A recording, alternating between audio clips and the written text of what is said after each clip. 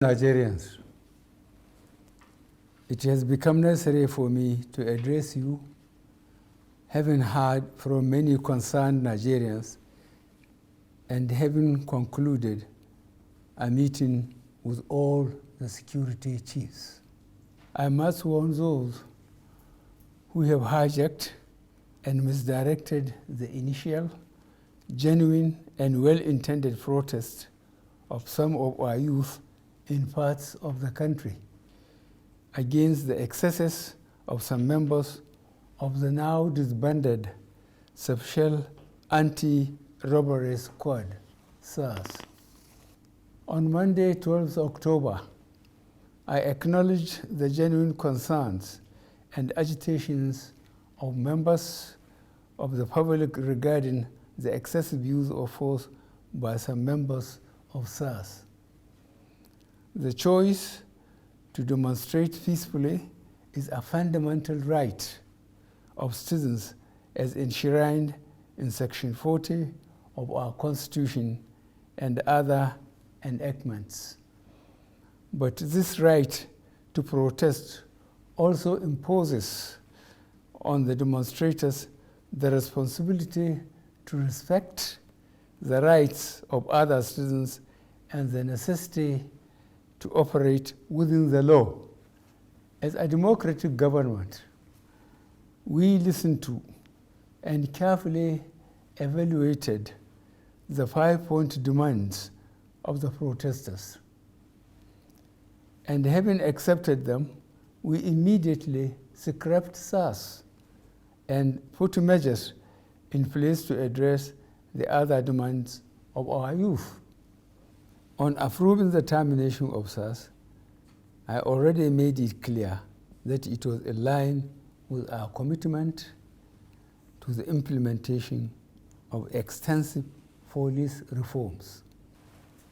Sadly, the promptness with which we have acted seemed to have been misconstrued as a sign of weakness and twisted by some for their selfish, unpatriotic interests. The result of this is clear to all observers. Human lives have been lost, acts of sexual violence have been reported, 2 major correctional facilities were attacked and convicts freed, public and private properties completely destroyed or vandalized, the sanctity of the palace of a peacemaker, the Oba of Lagos, has been violated. So-called protesters have invaded an international airport and in the process disrupted the travel plans of fellow Nigerians and our visitors.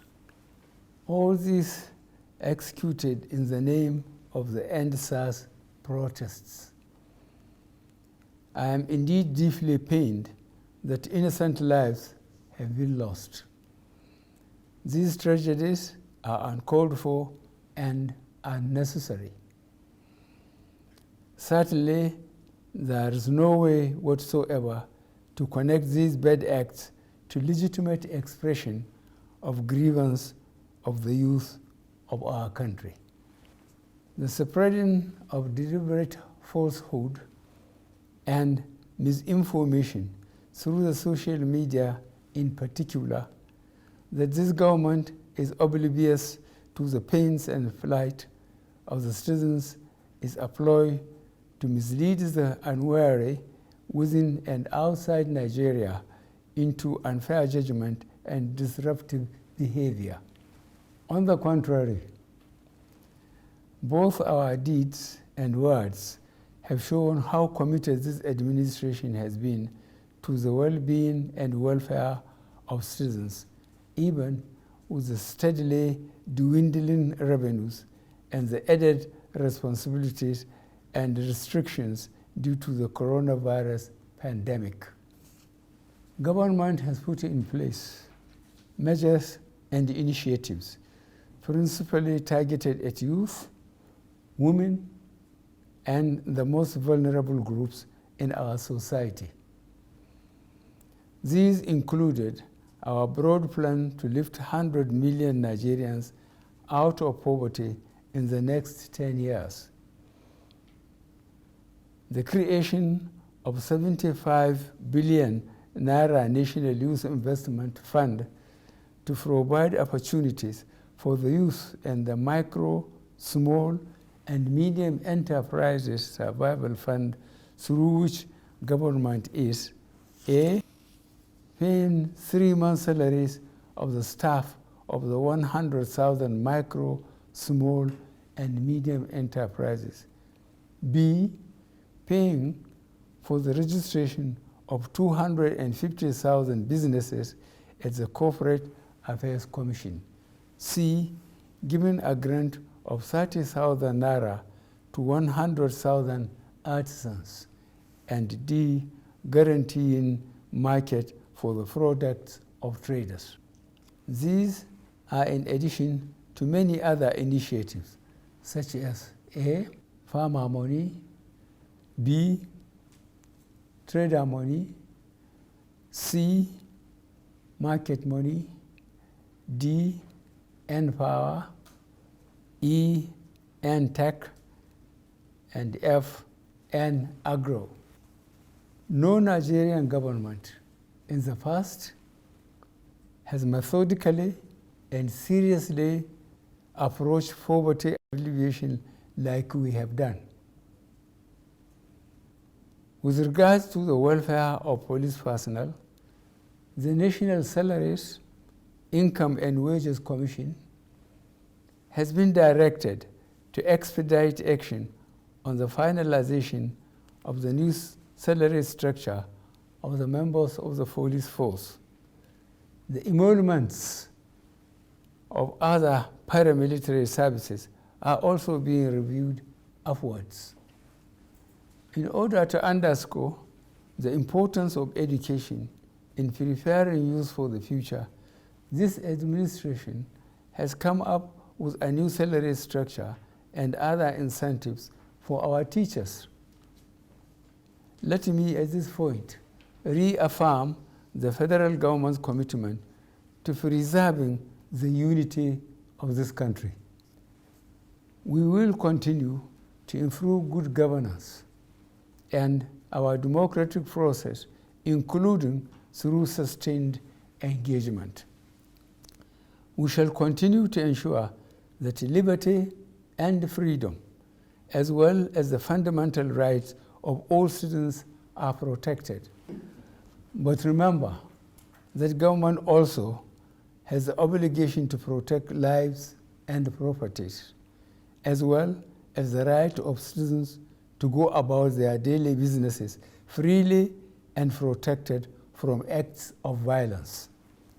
To our neighbors in particular, and members of the international community, many of whom have expressed concern about the ongoing development in Nigeria, we thank you and urge you all to seek to know all the facts available before taking a position or rushing to judgment and making hasty pronouncements.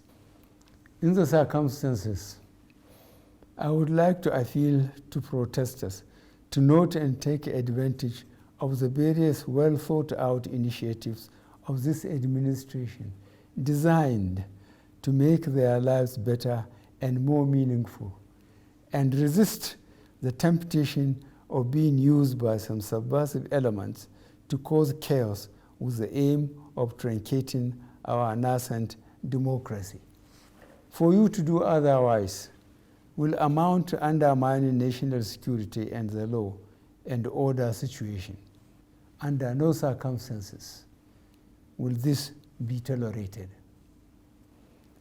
I therefore call on our youth to discontinue the street protests and constructively engage government in finding solutions. Your voice has been heard loud and clear, and we are responding. And I call on all Nigerians to go about their normal businesses and to enjoin security agencies to protect lives, and properties of all law-abiding citizens without doing harm to those they are meant to protect. Let me pay tribute to officers of the Nigeria Police Force who have tragically lost their lives in the line of duty. I would like to thank those state governors, traditional and religious leaders who have appealed for calm and restraint. I also thank youth leaders who have restrained their followers from taking the law into their hands. This government respects and will continue to respect all the democratic rights and civil liberties of the people, but it will not allow anybody or groups to disrupt the peace of our nation. Thank you all. God bless the Federal Republic of Nigeria.